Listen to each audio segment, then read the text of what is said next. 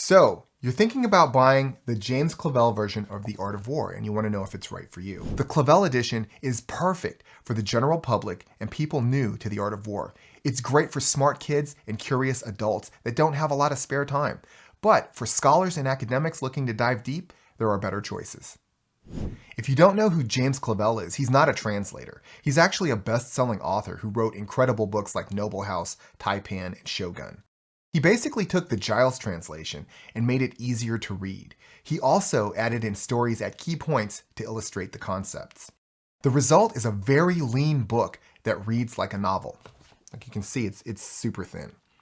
Unlike other editions, Clavell did not include all of the traditional commentary, which can get super dry and boring. Instead, Clavell picked only the most thrilling tales and stories. I still remember the first time I read the story of the royal concubines. It rocked my young mind. I was shocked and horrified by what Sun Tzu did, and most importantly, I was hooked. I kept reading until the very end.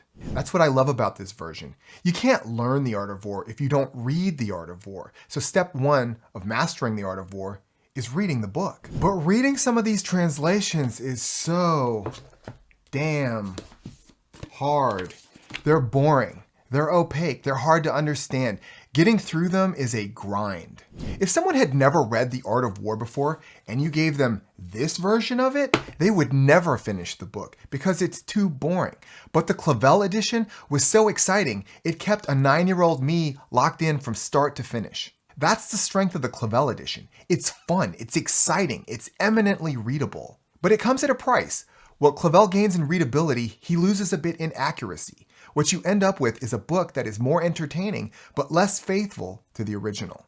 Clavell is also not a neutral observer. Unlike the boring academics that I mentioned, Clavell has an opinion, and he expresses it.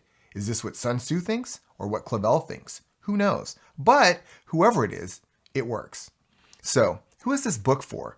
If you're brand new to The Art of War, and you want a concise, rousing introduction to the material, read the Clavell edition.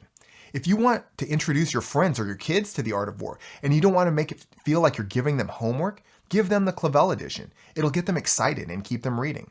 But if you're already familiar with the original, or you've already read some of the basic translations and you want to dive deep, the Clavell edition is not for you.